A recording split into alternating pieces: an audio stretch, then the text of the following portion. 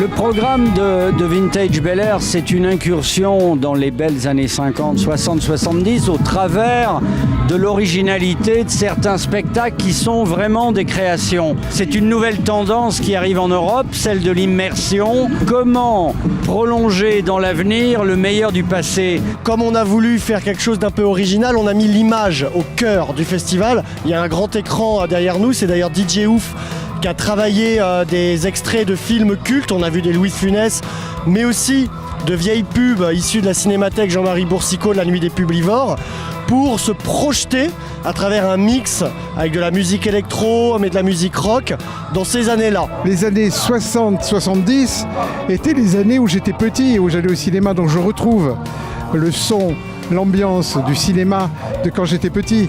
C'est extraordinaire ces films-là, c'était des films fantastiques. Ce qui nous plaît, c'est la joie de vivre des années 50, de l'après-guerre. C'était un peu l'insouciance, la renaissance, beaucoup de rondeur, de couleurs. La reconstruction aussi avait un peu plus d'argent et du coup les gens s'éclataient, avaient vraiment le goût de vivre. C'est un peu pareil pour tout d'ailleurs, les voitures pareil, les voitures de ces années-là, il y en a tout autour de nous, étaient fantastiques aussi. La mode, pareil, la musique, pareil. C'était extraordinaire, là. Il y avait des profs de danse qui donnaient les 3-4 pas, tout le monde sautait avec, c'était génial. J'ai participé à un défilé, en quelque sorte de pin-up. Donc on a été complètement relookés, on m'a fait une coiffure, on a joué le jeu avec les tenues et il y a eu une élection après et voilà. C'était une ambiance bon enfant et familiale. Même les adultes sont montés sur les manèges qui sont pour les enfants de 6 ans. Ils viennent partager quelque chose qui est un peu un sentiment du passé, le sentiment de leurs parents, mais quand même ancré dans l'avenir avec des gens branchés. Trop bonne ambiance, c'est grave. En plus, il y a plein de bonne nourriture, il y a des bons cheeseburgers.